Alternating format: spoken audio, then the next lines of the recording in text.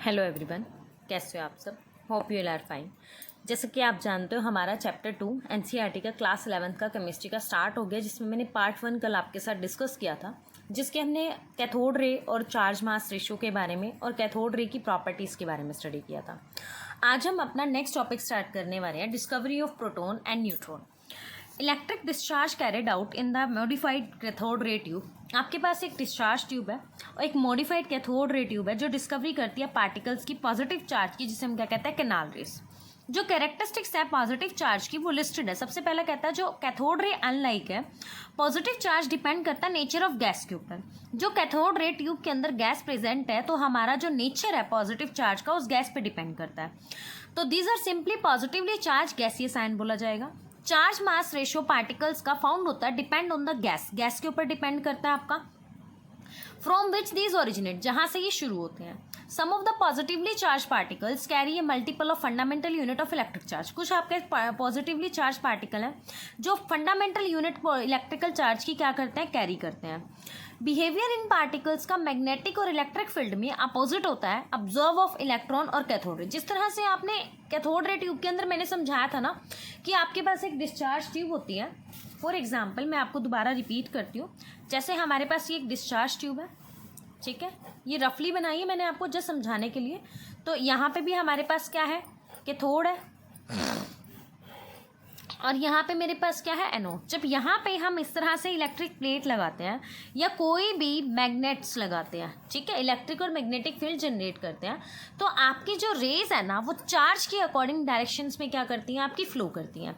मान लीजिए अगर हमारा इलेक्ट्रॉन्स रोटेट कर रही है तो हमारा जो क्या करेगा, पॉजिटिव की तरफ रिपेल हो जाएगा और पॉजिटिव वाला पार्ट नेगेटिव की तरफ रिपेल हो जाएगा। तो ये प्रॉपर्टीज़ किसकी होती हैं, एनोड रे की जो प्रॉपर्टीज़ हैं वो सिमिलर होती हैं आपकी कैथोड रे की।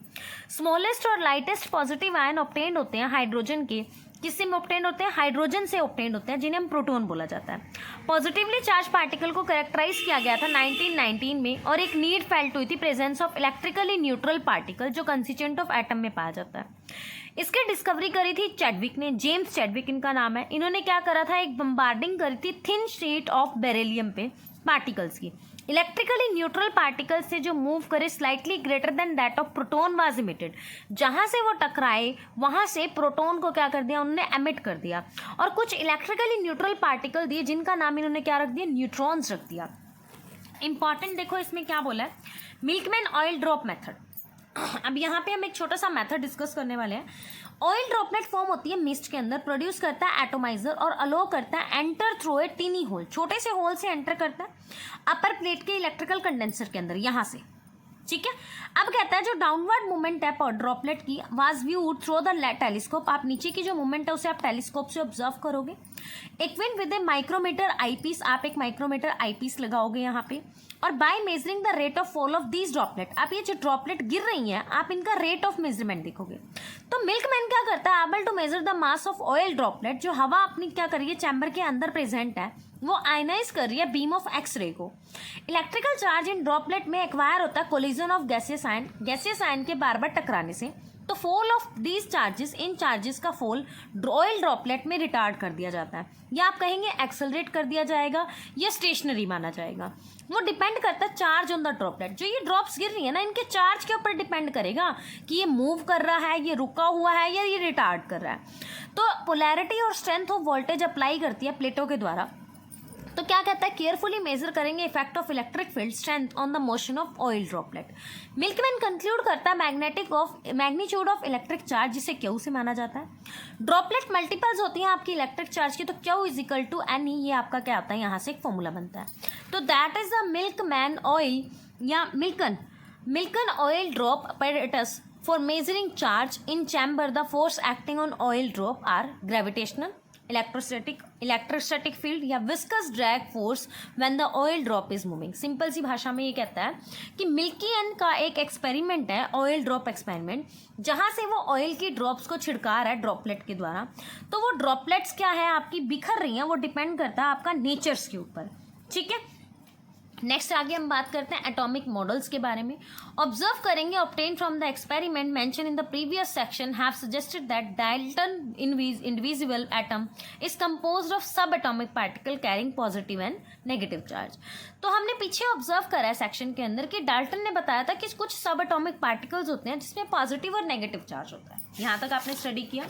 अब आगे देखिए इसमें कहता है कि अगर मैं उनकी बात करती हूँ एटॉमिक मॉडल की, जो प्रपोज किया गया वो एक्सप्लेन करता है distribution of these charges in atoms के डिस्ट्रीब्यूशन के बारे में।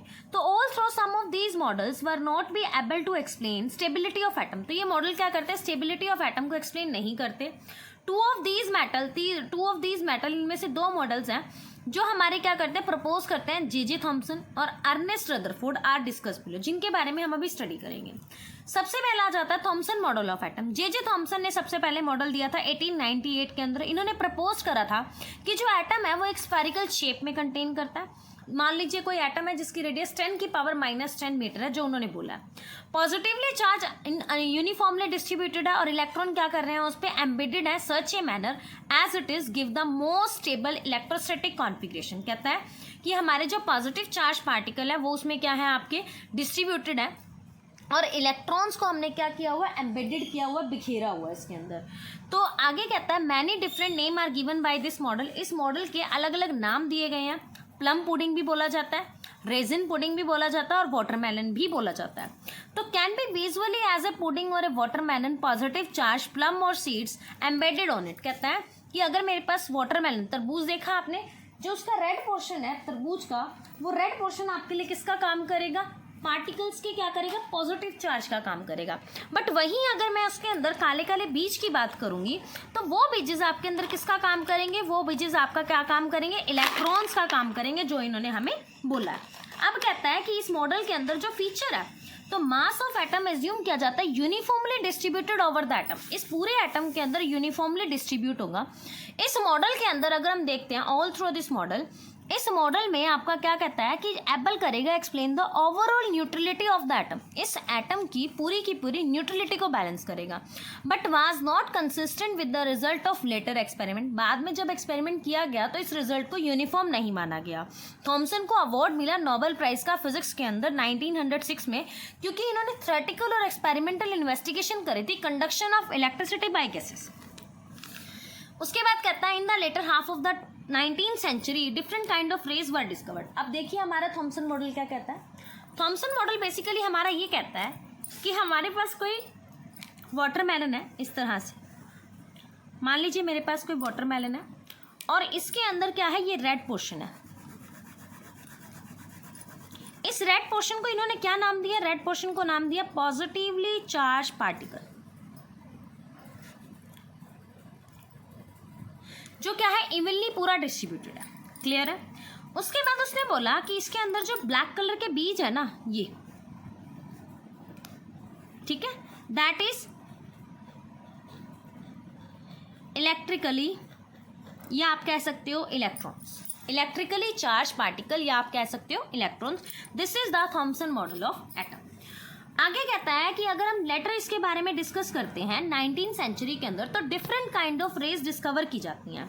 Beside mention this earlier William Röntgen एक साइंटिस्ट थे जिन्होंने ये बताया था 1895 के अंदर कि इलेक्ट्रॉन किसी भी मटेरियल से स्ट्राइक करता है तो कैथोड रे ट्यूब के अंदर और प्रोड्यूस करते हैं एक रे जिसे हम क्या कहते हैं, फ्लोरोसेंस कहते हैं, या फ्लोरोसेंट मटेरियल कहते हैं, जो उस प्लेट के आउटसाइड दिखाई देता है। रॉन्टेजन ने बताया था did not know the nature of radiation. उन्होंने नेचर नहीं बताया था रेडिएशन का, उन्होंने नाम दिया था उस रेडिएशन को एक्सरे, और आज भी उसका नाम यही है। एक्सरे प्रोड्यूस करते effectively when electron strike the dense metal anode. जब आपके इलेक्ट्रॉन किसी मेटल एनोड से बार बार स्ट्राइक करते हैं ना, तो उसे हम क्या कहते हैं, target. These are not deflected by the electric and magnetic field. ये इलेक्ट्रिक और मैग्नेटिक फील्ड से डिफ्लेक्ट नहीं करते हैं। बहुत ज़्यादा पेनिट्रेटिंग पावर होने की वजह से ये क्या करते हैं, रीजन दिखाते हैं, और ये क्या करते हैं, स्टडी करते हैं इंटीरियर ऑफ द ऑब्जेक्ट, किसी भी ऑब्जेक्ट के इंटीरियर के बारे में। ये जो रेज होती हैं ये बहुत छोटी वेवलेंथ रखती हैं, 0.1 नैनोमीटर की, और इलेक्ट्रोमैग्नेटिक कैरेक्टर को ये पोजेस करती हैं। नेक्स्ट हमारे पास आता है हेनरी ब्रैकवेल। हेनरी ब्रैकवेल ने ऑब्जर्व करा था कि जो एमिट करता है रेडिएशन अपने आप में ही, और उसका फिनोमिना दिया था रेडियो एक्टिविटी, और इसको कहा जाता है रेडियो एक्टिव एलिमेंट्स। अब इस फील्ड को हमें बाद में डेवलप किया था मारे क्यूरी ने। पीरे क्यूरी ने और रदरफोर्ड ने और फेडरिक सोडी ने। तो ऑब्जर्व करने के बाद 3 टाइप की रे निकली थी, अल्फा, बीटा, गामा। रदरफोर्ड ने अल्फा रे के बारे में कंसिस्ट किया था कि हाई एनर्जी पार्टिकल होता है और इसमें पॉजिटिव चार्ज होते हैं जो 4 unit of atomic mass contain करते हैं। अब यहाँ पे कहता है he concluded that alpha particle of helium nuclei when alpha particles combine with 2 electron, कहता है कि अल्फा पार्टिकल हीलियम न्यूक्लियाई की तरह होते हैं और ये जब 2 इलेक्ट्रॉन के साथ कंबाइन करता है तो यील्ड करता है हीलियम गैस। बीटा पार्टिकल को इन्होंने बोला नेगेटिवली चार्ज, जो सिमिलर होते हैं इलेक्ट्रॉन की तरह। Gamma particle high energy radiations होती हैं लाइक एक्स रे, ये न्यूट्रल इन नेचर होते हैं, do not consist of particle, ये कोई भी पार्टिकल अपने अंदर कंसिस्ट नहीं करती। तो as regard penetrating power alpha particle की कम होगी फॉलोइंग द बीटा पार्टिकल्स, तो 100 times less than 100 times that of alpha particle. Beta ray की जो आपकी पेनिट्रेटिंग पावर है वो 100 टाइम्स है अल्फा रे से। गामा रे की क्या होती है 1000 time that of the alpha particle, gamma rays की क्या है 1000 टाइम है अल्फा पार्टिकल से। Now we will move on the Rutherford nuclear model of experiment, बहुत इंपॉर्टेंट है, आप इसे ध्यान से समझना। थॉमसन मॉडल का आपका कॉन्सेप्ट क्लियर हो गया होगा, नाम याद रखना, प्लम पुडिंग बोला जाता है, रेजिन पुडिंग बोला जाता है, वाटरमेलन बोला जाता है। अब तक हमने स्टडी करा discovery of proton, discovery of neutron, neutron की डिस्कवरी चैडविक ने दी थी, ठीक है। अब हमने करना है थॉमसन मॉडल ऑफ एटम के बारे में। थॉमसन मॉडल ऑफ एटम हम स्टडी कर चुके हैं। Now we will move on the Rutherford model of atom. Rutherford और उसके स्टूडेंट ने हैंस जीजर और आपका अर्नेस्ट मार्स्टन, 2 स्टूडेंट थे इनके, जिन्होंने बम्बारमेंट करी थी एक गोल्ड फॉइल के ऊपर अल्फा पार्टिकल्स की। एक सोने की फॉइल ली जिस पे परत चढ़ी हुई थी गोल्ड की, एक फॉइल लेने पे रदरफोर्ड फेमस था आपका particle scattering, alpha particle scattering experiment के नाम से ये फेमस हुआ। इन्होंने क्या करा, एक आपके पास अल्फा रे ली, बीच में एक लीड की प्लेट लगा दी और उस रे को क्या करा स्ट्रेट, और बीच में एक गोल्ड फॉइल लगा दी। इस गोल्ड फॉइल से पार्टिकल्स को क्या कर दिया स्ट्राइक करवा दिया। जब उसने गोल्ड फॉइल देखी तो गोल्ड फॉइल में कुछ रेस तो सीधी जा रही थी, ठीक है, कुछ रेस क्या कर रही थी अल्फा पार्टिकल से डिफ्लेक्ट हो रही थी, अल्फा पार्टिकल की रेस। कुछ रेस क्या कर रही थी, मान लो कुछ रेस ऐसे 180 डिग्री पे जा रही थी, कुछ थोड़े से एंगल पे 60 पे, कुछ 45 पे, कुछ 60 पे, कुछ 90 पे, कुछ ऐसे जा रही थी, ट्रेवल हो रही थी। तो जिस बिंदु पे ये आपकी जहां से गई वहां से वापस टकरा के आ गई, उस बिंदु को नाम दिया इन्होंने न्यूक्लियस, ठीक है। कैसे दिया हम आगे स्टडी करते हैं। Stream of high energy alpha particle from A radio active source, एक रेडियो एक्टिव सोर्स है जहाँ पे एक थिन फॉइल लगा दी जाती है जिसकी थिकनेस 100 नैनोमीटर है। एक थिन गोल्ड फॉइल है जो सर्कुलर क्या करती है फ्लोरेसेंट जिंक सल्फाइड स्क्रीन के चारों तरफ लगा दी गई है। अल्फा पार्टिकल इस स्क्रीन से क्या कर रहे हैं स्टक कर रहे हैं और एक tiny flash of light produce हो रही है उस बिंदु से। इस स्कैटरिंग एक्सपेरिमेंट को क्वाइट अनएक्सपेक्टेड माना गया था क्योंकि जो थॉमसन मॉडल ऑफ एटम था उसमें मास of each gold atom in the foil, उनका ये मानना था कि जो अगर ये गोल्ड फॉइल है ना मेरे पास, मान लीजिए मैं बात करती हूँ, ये मेरे पास गोल्ड फॉइल है तो इसका मास सारे में फैला होगा, इट मीन्स इलेक्ट्रॉन है तो इलेक्ट्रॉन सारे में फैले होंगे। अगर अल्फा पार्टिकल इस पे जाएगा तो अल्फा पार्टिकल जाएगा तो अब्जॉर्ब हो जाएगा। आपको पता है नेगेटिव और पॉजिटिव चार्ज क्या करेंगे अट्रैक्ट ईच अदर, बट ऐसा हुआ नहीं। कैसे हुआ, तो यहाँ पे अल्फा पार्टिकल्स क्या करा उन्होंने थॉमसन के द्वारा, mass of each gold atom in the foil should have been spread evenly over the entire atom. आपका क्या करता है पूरे एटम पे क्या करता है फैल जाएगा। अल्फा पार्टिकल इनफ एनर्जी थी डायरेक्टली उसमें से यूनिफॉर्म डिस्ट्रीब्यूशन ऑफ मास के लिए, बट एक्सपेक्टेड क्या हुआ कि particle slows down and change direction only by A small angle. अभी मैंने आपको समझाया था कि छोटे छोटे एंगल्स पे वो डिफ्लेक्शन दिखाने लगे। Most of the alpha particles through gold foil undeflected, बहुत सारे ऐसे अल्फा पार्टिकल गए जो सीधे निकल गए। कुछ अल्फा पार्टिकल्स गए जिन्होंने थोड़ा थोड़ा एंगल दिखाया, जैसे 45 हो गया, 60 हो गया, 90 हो गया आपके पास, ठीक है, 120 हो गया, इस तरह से। कुछ पार्टिकल ऐसे गए जो 180 डिग्री से ही बाउंस बैक हो गए, ठीक है। जो पार्टिकल 180 डिग्री से बाउंस बैक हुए ना, दैट इज द न्यूक्लियस। यहाँ पे क्या हो गया आपकी न्यूक्लियस की डिस्कवरी होगी। यहाँ से रदरफोर्ड को पता लगा कि हमारे इस एटम के अंदर इस बिंदु पे कहीं ना कहीं पॉजिटिव चार्ज प्रेजेंट है, क्योंकि हमारी थ्योरी क्या कहती है same charges repel each other और opposite charges attract each other. अब on the basis of observation Rutherford ने क्या करा, फॉलोइंग कंक्लूजन निकाले स्ट्रक्चर ऑफ एटम के अंदर। Most of the space atom में एम्प्टी था, most of the alpha particle passed हो गए थ्रू द फॉइल अनडिफ्लेक्टेड पे ये बिना। Few particles charge particle deflect हुए, और डिफ्लेक्शन हुई एनॉर्मस रिपल्सिव फोर्सेस की वजह से। जो पॉजिटिव चार्ज एटम का था is not spread throughout the atom as Thomson has presumed. Thomson ने क्या बताया था कि पॉजिटिव चार्ज पूरे में फैला हुआ है, तो थॉमसन की थ्योरी तो यहाँ से फेल होगी। पॉजिटिव चार्ज कंसर्न हुआ बहुत स्मॉल वॉल्यूम पे, जहाँ से अल्फा पार्टिकल आपका डिफ्लेक्ट हुआ। कैलकुलेशन में रदरफोर्ड ने शो किया कि वॉल्यूम ऑक्यूपाइड किया जाता है आपका न्यूक्लियस का negligibly small as compare to total volume of atom. तो यहाँ पे रेडियस एटम की 10 की पावर -10 और न्यूक्लियस की रेडियस बताई 10 की पावर -15 मीटर। तो वन कैन अप्रिशिएट, कहता है कि अगर कोई इसमें अप्रिशिएट करता है तो यहाँ पे हम बात करेंगे this difference in size by realising that if a cricket ball represent a nucleus. कहता है कि ये साइज जो डिफरेंस था ये रियलाइज करता है क्रिकेट बॉल को न्यूक्लियस से। Radius of atom would be 5 kilometre, 5 kilometre मान ली। अब कहता है on the basis of above observation and conclusion Rutherford propose करता है न्यूक्लियर मॉडल ऑफ एटम। तो इनके मॉडल के अकॉर्डिंग 3 पॉइंट थे। सबसे पहले आपने ध्यान रखना है पॉजिटिव चार्ज क्या होता है, मोस्ट ऑफ द मास क्या करता है आपका एटम का डेंसली कंसंट्रेटेड होता है इन एक्सट्रीमली स्मॉल रीजन्स में। अब इस स्मॉल रीजन के अंदर जहाँ पे आपका पॉजिटिव चार्ज पाया गया वो हमारा क्या होता है न्यूक्लियस। न्यूक्लियस सराउंड करता है इलेक्ट्रॉन से और मूव करता है न्यूक्लियस के चारों तरफ वेरी हाई स्पीड में सर्कुलर पाथ में। उसे क्या कहते हैं ऑर्बिट। रदरफोर्ड मॉडल में क्या कहता है रिसेंबल करता है सोलर सिस्टम का काम करता है, जिसमें न्यूक्लियस का रोल प्ले कर रहा है हमारा सन और हमारे प्लैनेट्स किसका रिवॉल्व कर रहे हैं, इलेक्ट्रॉन का काम कर रहे हैं। इलेक्ट्रॉन और nucleus held together by electrostatic forces of attraction. अब तक हमने जो किया वो मैं आपको ब्रीफली एक्सप्लेन करती हूँ। हमने स्टडी किया Rutherford model of atom. Rutherford model of atom में क्या हुआ, एक अल्फा पार्टिकल लिया इस तरह से, ठीक है, यहाँ पे क्या लगा दी, एक फॉइल लगा दी, जहाँ से ये अल्फा पार्टिकल की रे स्ट्रेट पास हुई।